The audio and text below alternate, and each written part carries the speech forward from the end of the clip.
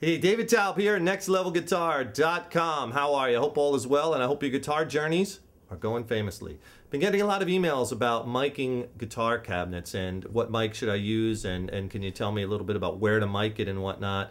And so I thought I would do a little module about just that, and play some examples of I'll play the same licks with the guitar cabinet mic'd in different places so you can kind of hear the difference. What you want to do first is get yourself a good multi-purpose microphone, a dynamic microphone. There's different kinds of microphones, as you probably know. You know, there's dynamic, there's condenser, there's ribbon, there's all different types. But at first, a good one to go with is something you could use for different applications, is a good dynamic mic. And like this one, this is a mic made by Audix. This is the i5. It's a great mic for miking guitar cabinets, horns, percussion, for a snare drum, toms even. So it has a lot of uses, and this is comparable to like another mic I use a lot, the Shure SM57, which is kind of like the old standard. Everybody has one of those in their bag of tricks.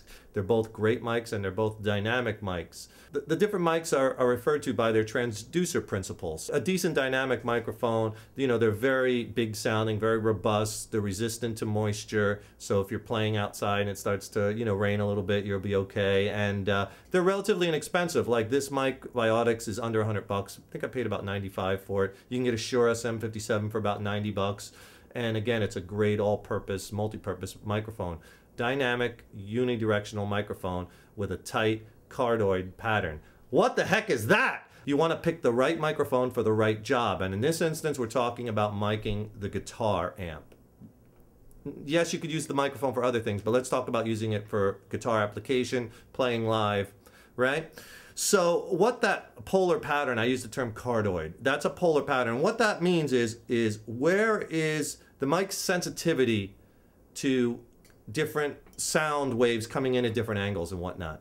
And obviously, if you're miking your guitar cabinet, you want a mic that is only going to, if your cabinet is right here, right, and you're miking it, you only want the mic to have this very tight pattern on it. So it's only receiving the sound from right here, or else, like if this mic was like an Omni mic where it's receiving sound from all over this wide area, then you'd be getting tons of bleed through. The drums will be coming in and the mic will be picking it up, or the vocals, and it'll be picking up all the other instruments and whatnot. And the cardioid is a very tight, kind of like a heart-shaped, unidirectional. It's not going to take sound that's back here. It's not going to pick up sound up here. Right in front of it, kind of like a heart shape. And there's other types of polar patterns, like you might hear the term cardioid, supercardioid, hypercardioid, figure eight, omni, the mic that receives it from all directions, all over. But you want a dynamic mic with this tight pattern, so it gets limited bleed through. And this is the dynamic mic, which are relatively inexpensive. And how the dynamic mic works is there's a diaphragm in the microphone, and the sound wave enters the mic, you know, through this tight cardioid polar pattern, right? And it moves that diaphragm. And when that diaphragm begins to vibrate, a coil moves within a magnetic field. That's why these mics are also called moving coil mics. You might have heard the dynamic mic referred to as that also. And then when that coil moves within that magnetic field, that's how it produces that signal, that current. So you want to kind of find that speaker within the cabinet.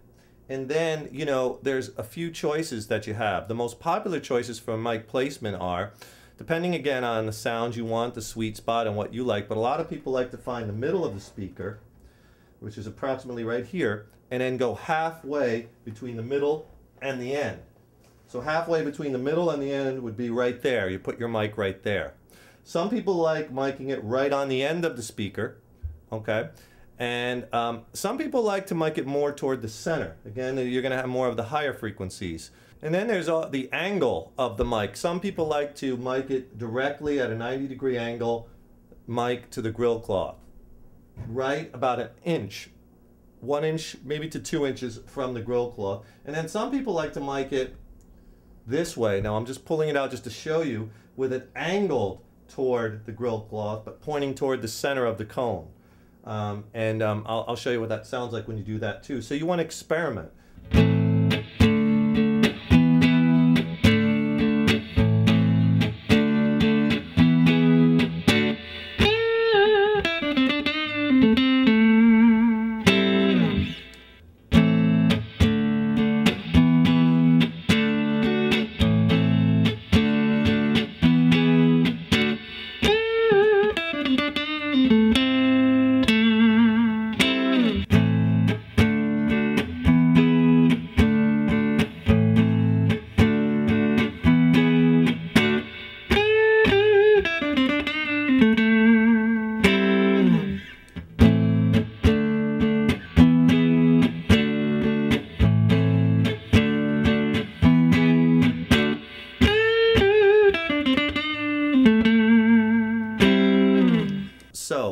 want to get for your guitar amps, for your cabinets, you want to get a dynamic mic, you want to get one that has a real tight cardioid pattern, and you want to get something decent like the i5 or the Shure SM57 or something along those lines. Can't go wrong pretty much with either of those mics. You'll find that you have lots of application to use them. A lot of times in the studio they use SM57s on snare drums. I mean, it's a great dynamic microphone. Where do I put it on the cabinet? Okay, there's a lot of debate about that, and my philosophy is I don't think there's any right or wrong per se. I think a lot depends on personal preference. A lot depends on the sound you want, because you want to locate where the speaker is in your cabinet, and then the sound is always the brightest, or you'll get that most treble, the highest frequency at the center of that speaker, and then it dissipates as it goes toward the end, and you'll have less of that higher frequencies at the end of the speaker along the outer edge. So you could, if you really like that more highs, or you're going for that type of sound, or you really want that treble, then you'll be miking it more in the center, as opposed to, I like to mic it more toward the end, or half the distance between the center and the end. Okay, but I can't tell you to definitely do it in any one place, and that's the way to do it, because a lot depends upon the sound that you like, and a lot will also depend upon some of it too is the actual room where you're playing in. Sometimes some rooms just sound better than others. The acoustics are better.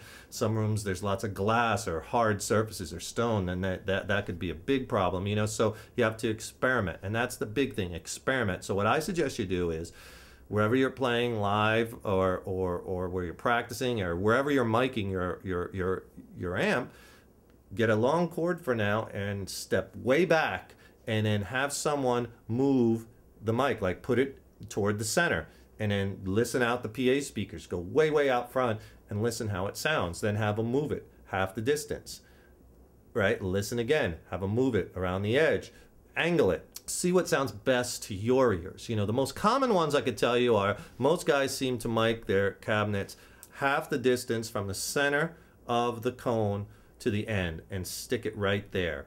And then a lot of other guys, like myself, more toward the end of the speaker. Okay, so those are probably two of the more common positions. You want to find the sweet spot, and you might find the sweet spot on one of your amps may not be the exact sweet spot on a different amp, because speakers obviously are different between amp manufacturers, even between amp lines and models. And the biggest thing is, experiment with the mic placement. There's really nothing set in stone. Find what sounds best to your ears. I'm David Taub, co-founder of nextlevelguitar.com. Be sure to check out some of our other lessons here on YouTube on microphones and mic placement and whatnot, and be sure to subscribe to our YouTube channel by clicking on that subscribe button, which I don't know where the hell it is, because YouTube keeps changing things. It used to be over here, now I think it's up here, and it used to be yellow, but now it's orange, or it used to be orange, now it's yellow. I don't even know anymore, but click on that subscribe button and you'll be notified when we have some new lessons out. We try to do, keep the good people rocking with plenty of good stuff. Also go to our website at nextlevelguitar.com. There's nothing like it. Over 850 video lessons, lessons on gear, lessons on effects, beginners, intermediates, advanced. It's just packed, and it's just totally awesome. There's a guitar forum on there. There's jam tracks, chord library. It's a great site. You'll really like it. So check that out at nextlevelguitar.com, and we will see you in the next lesson. Take care and rock on.